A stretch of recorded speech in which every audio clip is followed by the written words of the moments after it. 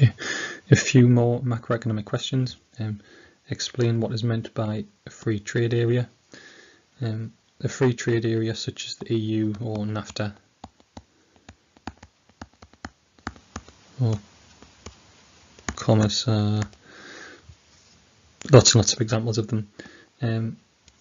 There's zero barriers to trade, so zero tariffs and quotas, for example, between members.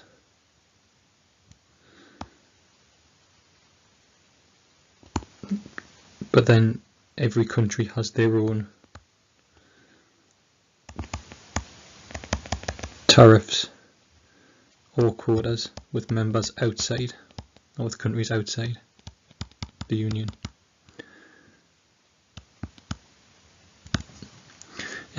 With reference to the information provided, analyse the impact of two types of restriction on free trade. One of the best ways to approach that would be the tariff graph, and have the tariff on the world supply increasing, and then you've got the analysis of those different points.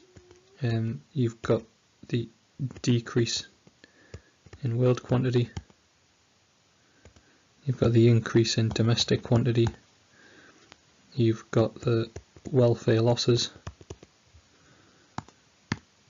which are 2 and 4. You've got the increase in domestic producer surplus at 1, and you've got the tariff revenue for the government at 3. You could, if you wanted to, then do a quota graph as well, and analyse it along the same lines. Higher price, lower quantity.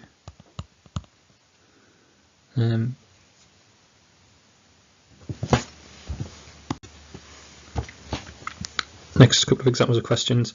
With reference to the information provided and your knowledge, to what extent do regional trading blocks such as the TPP conflict with the objectives of the WTO? So it's looking at free trade blocks such as the TPP, which was the Trans-Pacific Partnership. It was a free trade area that would have included America, China, Australia, Japan, a lot of the other Asian countries. So on one side you've got the WTO, and what they want is kind of global free trade.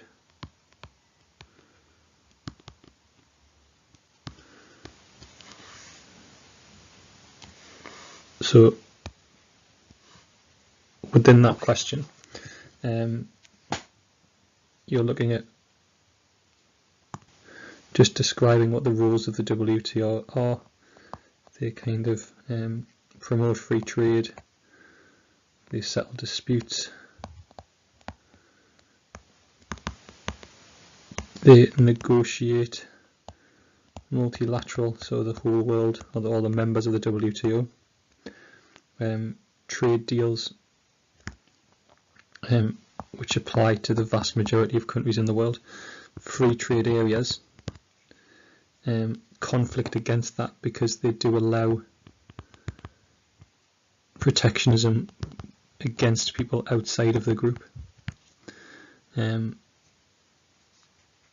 the group though, you could argue that they do have free trade, so there's going to be a reduction in tariffs within the group when people join.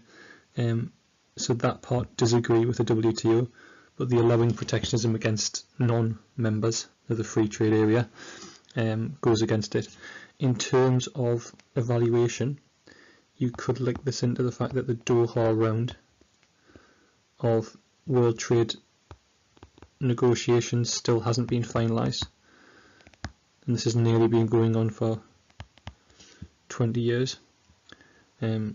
So even though the WTO believes in it, there's still a lot of trade restrictions, and you could argue that the amount of trade restrictions globally are greater than what the EU has managed within their free trade area. So at that part you could see on scope, on the rules of free trade that the WTO want to have globally, the EU has implemented, but potentially that's because they are like countries, they're all developed. So it's easier to do that than it would be if the world economy was free trade. They assess the likely economic benefits of the proposed TPP for the countries that plan to join.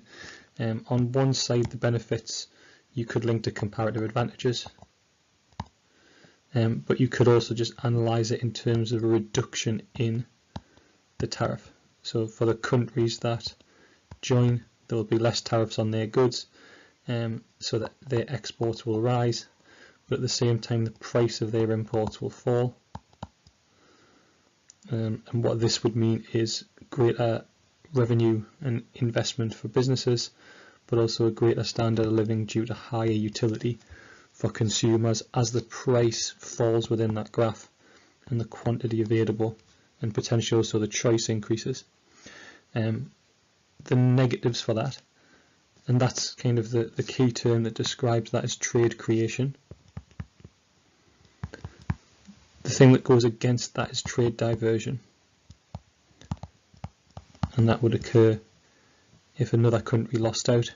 So you're putting a tariff on another country that wasn't there previous, but they may be more productively efficient, and in that case you might actually end up with a higher cost of goods and services and a lower quality than you were getting previously. The next set of questions are around kind of government expenditure and debt and deficits. So the first question is explain, with reference to the extract, the difference between current government expenditure and capital. Current is short term. It affects the aggregate demand side of the economy, and examples for this are things like wages, and these tend to, if they do, lead to cyclical deficits. Capital expenditure is long term. It's for assets. It's usually things like infrastructure as an example, and these tend to affect the supply side of the economy. Discuss why Ghana's GDP was now expected to be closer to 7 than the 8% it was forecast. The extract was looking at a slowdown in their economy due to, in part, a fall in trade. The discussion of that in terms of significance could be that it would be temporary, and as the trade picks up, then their economy would pick up. Assess the likely impacts of cuts in fuel and utility subsidies as a means of reducing Ghana's fiscal deficit. So this is a question of the type where it's looking at what would be the impact of a austerity policy. In this case, cuts in fuel and utility subsidies would reduce consumers' disposable income as the price of those goods and services would increase.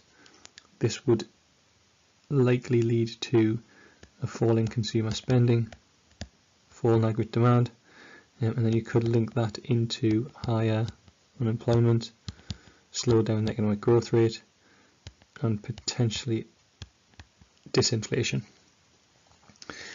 Assess the size of Ghana's public debt as a proportion of its GDP. So this is a kind of a two-sided, and what the case study said was that this was increasing. So this was increasing either due to greater government spending or lower tax revenues. If you're looking at the amount of the public spending that's going on, you've got to look at it from a positive and negative point of view. So you could look at it from the positive point of view of the Keynesian school and the crowding in effect. And they're saying that if the government keeps spending when times are good or even aren't good, this will encourage investment, as they will be directly paying money to the business, but also through keeping the economy going, they will increase business confidence. And those two things will lead to an increase in aggregate demand and a longer term aggregate supply, which should mean that tax revenue in the future is increased, government spending can go down, so it can solve the debt and deficit that way. The negative of this might be the opportunity cost of the interest. But also, if that was an evaluation question, that could be one way to do some evaluation, which depends upon the interest rates of the government debt. And it does mention that they've gone from a credit rating of a B plus to a B, which means that they would have higher rates. Again, if it was an evaluation question rather than an assess question. But also the kind of crowding out effect that Hayek and Friedman and monetarists argue against government spending, that this will reduce investment by businesses, that will lead to a fall in aggregate demand, and in the longer term this will lead to a greater deficit. There is a diversion of investment away from your economy.